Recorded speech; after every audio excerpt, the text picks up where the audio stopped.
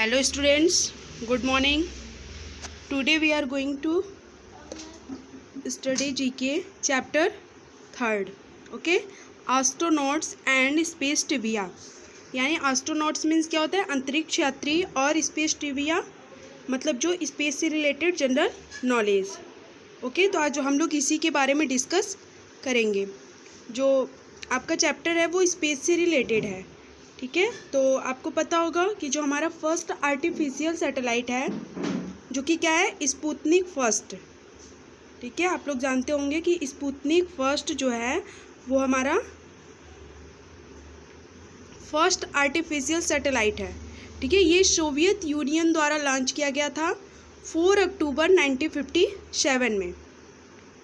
Sputnik first is the first artificial satellite. ठीक है, और it is launched by Soviet union 4 अक्टूबर 1957 में launch किया गया था. और 1957 यानी कि उसके 4 इयर्स आफ्टर, मतलब 4 साल बाद ही एक वोस्तोक फर्स्ट आर्टिफिशियल था सैटेलाइट वोस्तोक फर्स्ट, जिसके द्वारा पहला आदमी जो कि चंद्रमा पर गया था वो थे यूरी गैगरिन. फर्स्ट मैन कौन है जो चंद्रमा पर जाने वाले हैं, वो है यूरी गैगरिन. ठीक है, ये 1961 में गए थे यूरी गैगरिन. और 12 अप्रैल 1961 में ये चंद्रमा पर जाने वाले फर्स्ट मैन है. और ये किस यान के द्वारा गए थे, वोस्तोक फर्स्ट के द्वारा. ओके, तो आपको ये लर्न होना चाहिए कि Yuri Gagarin is the first man on space. और अगर हम ह्यूमन में तो ये आते हैं, लेकिन पहली औरत की बात करें फर्स्ट वुमेन ऑन स्पेस, तो वो कौन है, वैलेंटीना टेरेस्कोआ. ठीक है, वो 1961 में यूरी गैगरिन गए थे और 1963 में ये गई वैलेंटीना टेरेस्कोआ. ठीक है, 16 जून 1963 में ये गई और ये रूस की रहने वाली हैं.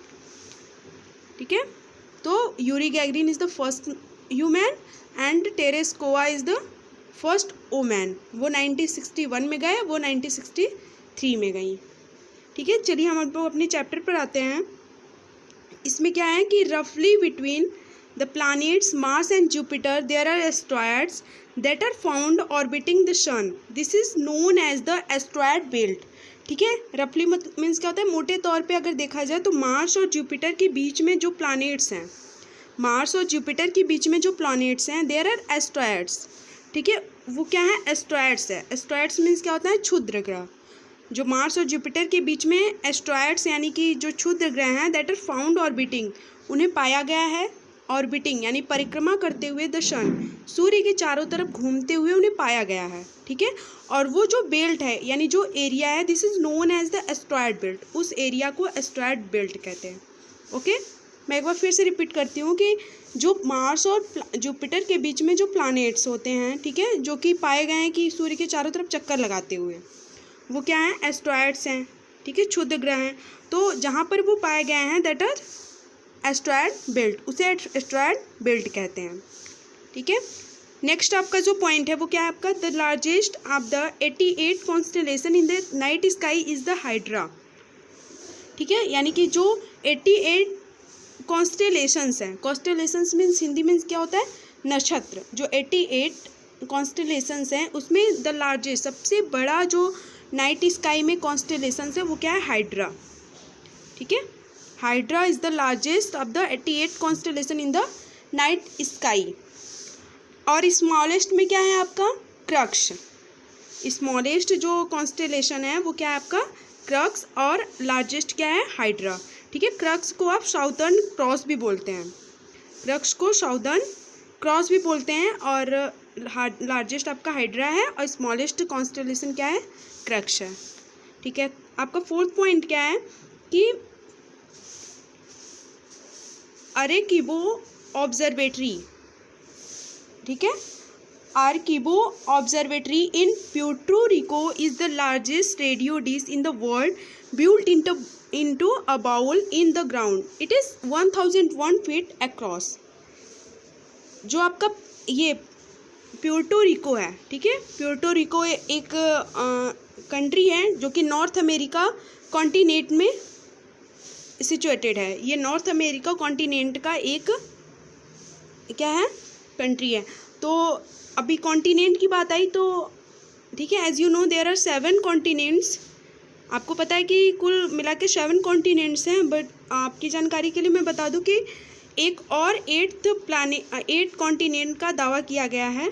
ठीक है, जो कॉन्टिनेंट की सारी शर्तों को पूरा करता है उसका नाम आया है जीलैंडिया।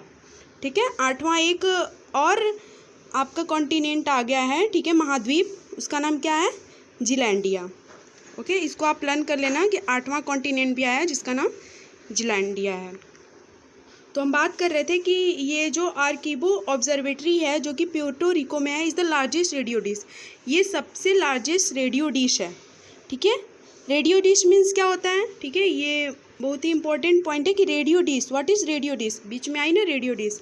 तो ये एक एंटीना होता है। ठीक है, जैसे कि छत पर जो एंटीना लगाते हैं ना टेलीविज़न वगैरह देखने के लिए, तो ये एक आर्टिफिशियल सैटेलाइट होता है।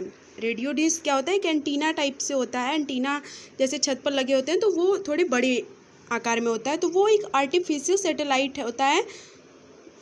जैसे कि रेडियो डिश एक एंटीना है, ठीक है, वो आर्टिफिशियल सैटेलाइट को ट्रैक करने के लिए या उससे कोई भी डेटा लेना होता है तो उसके काम के लिए लगाया जाता है। ठीक है, और तो जो आर्कीबो ऑब्जर्वेटरी है ये सबसे लार्जेस्ट रेडियो डिश है जो कि प्यूर्टो रिको में है। कहाँ पर है, प्यूर्टो रिको में है। In the world built in a bowl.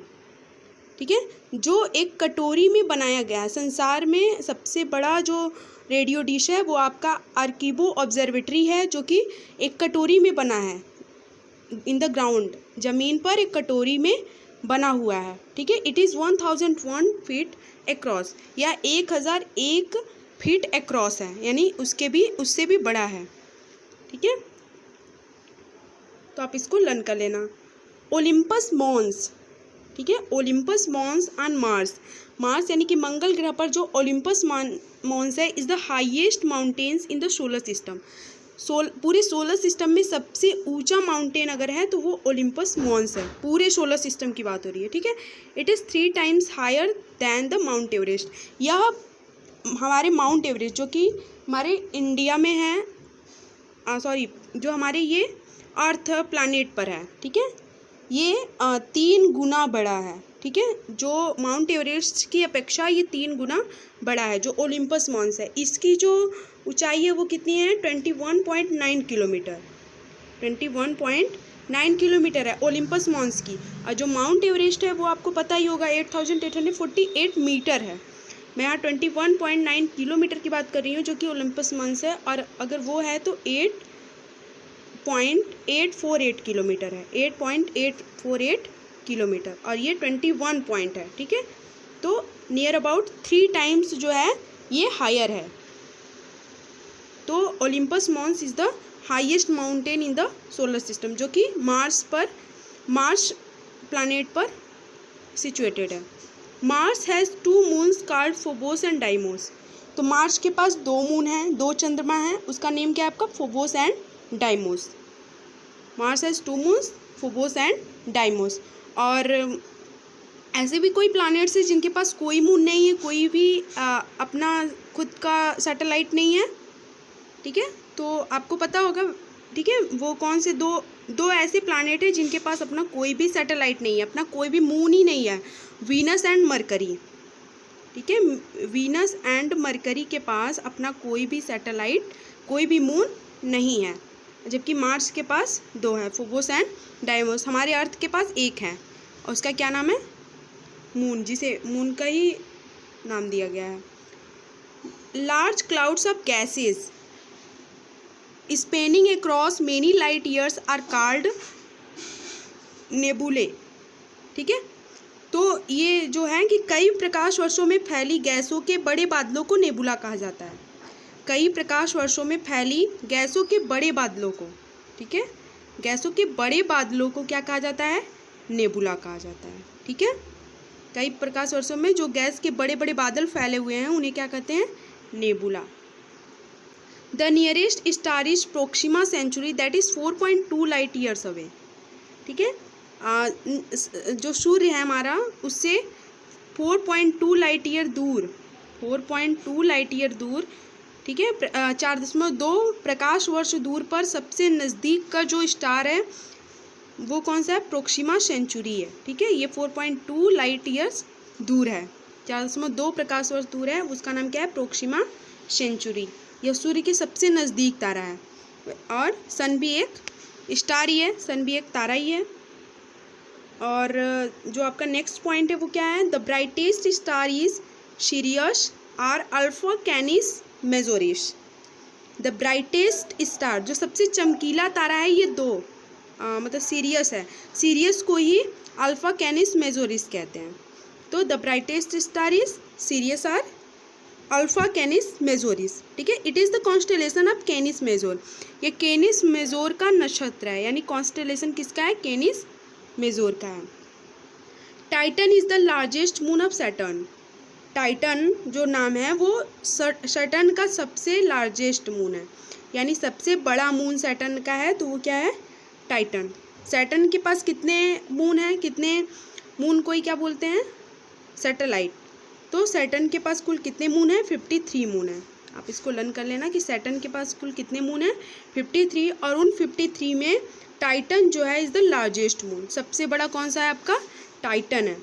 और हमारे सोलर सिस्टम में जो प्लैनेट्स हैं उनमें सबसे अधिक मून वाला प्लैनेट कौन सा है? ठीक है, जुपिटर है। आपको पता होगा कि जुपिटर के पास सबसे अधिक प्लैनेट है। कितने प्लैनेट है? 79। जुपिटर के पास कुल कितने प्लैनेट है? 79। और उन 79 में सबसे जो लार्जेस्ट प्लैनेट आपको पता होगा गैनीमेडे है, ठीक है। Ganymede is the largest planet, largest satellite, largest moon, ठीक है, इन द सोलर सिस्टम। पूरे सोलर सिस्टम में सबसे बड़ा अगर प्लैनेट की मून की बात करें तो वो गैनीमेडे है, जो कि किसका प्लैनेट है? किसका उपग्रह है? वो है जुपिटर का, ठीक है। सबसे बड़ा मून है तो वो गैनीमेडे है। और टाइटन जो है वो सैटर्न का है, जो कि सबसे बड़ा है। नेक्स्ट है the first tourist in space was Dennis Tito, ठीक है। पहले टूरिस्ट, ठीक है, पहले जो यात्री टूरिस्ट थे डेनिस टिटो हैं। स्पेस में पहले टूरिस्ट कौन है? डेनिस टिटो है। ही ट्रेवल्ड ऑन अप्रैल 28, 2001। उन्होंने 28 अप्रैल 2001 को यात्रा की थी। वो 28 अप्रैल 2001 में स्पेस पर गए थे, और and he is the first tourist in space, ठीक है। और नेक्स्ट पॉइंट पे हम लोग आते हैं कि रूसियन कॉस्मोनॉट एलेक्सी लियोनोव, ठीक है।